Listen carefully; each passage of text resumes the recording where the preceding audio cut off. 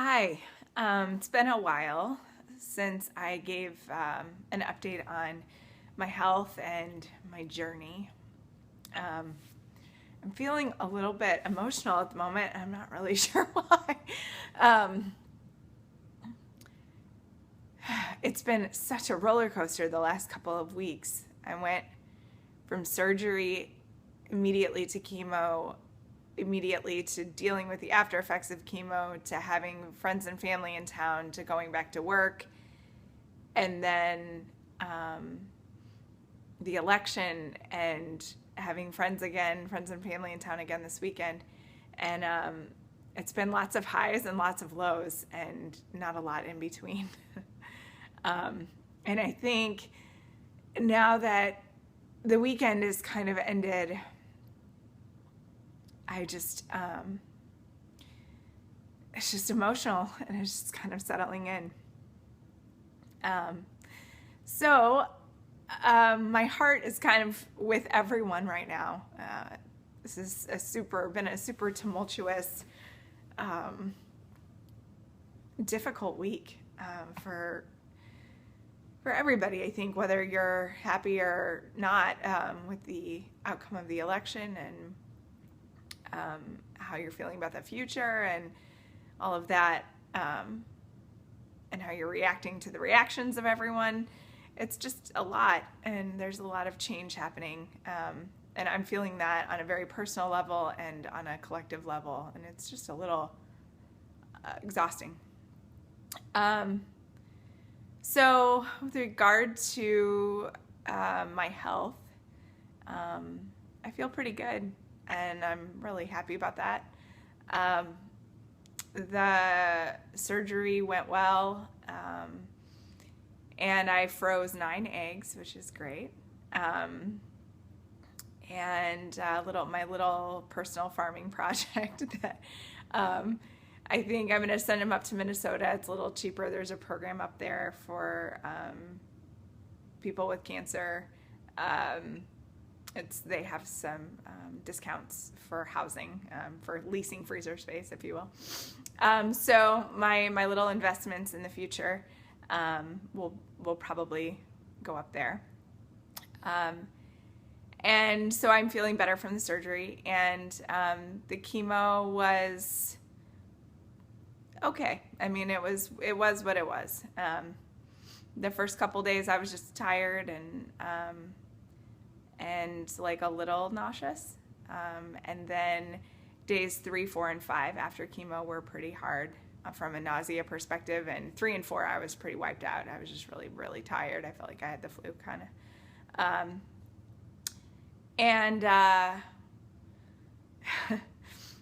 It was, I think that nausea is from the devil. I think it's pretty awful.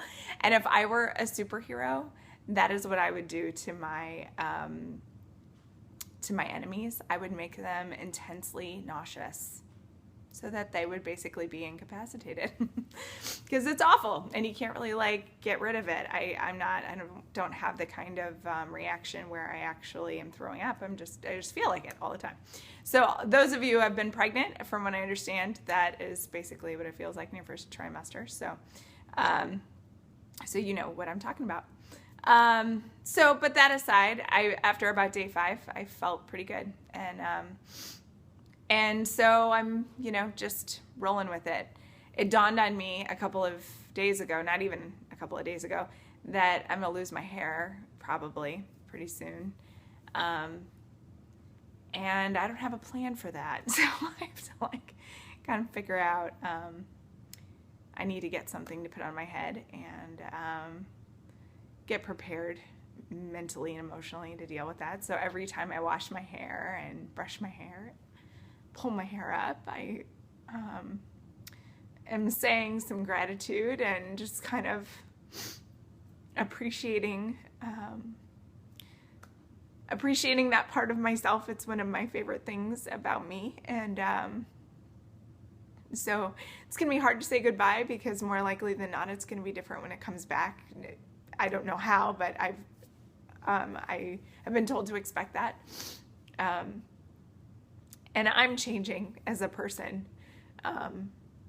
And so I guess it's right that I would end up with different hair on the other end, because I'm definitely not the person I was 3 or 4 months ago, and I'm not sure who I'm going to be on the other end of the tunnel. So I wanted to say thanks to everyone again for your constant love and care.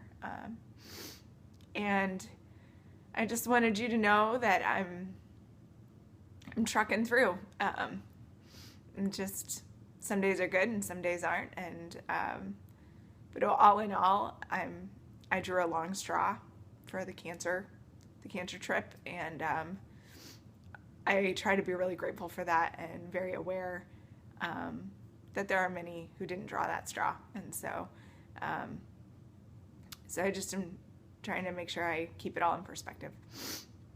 So that's that.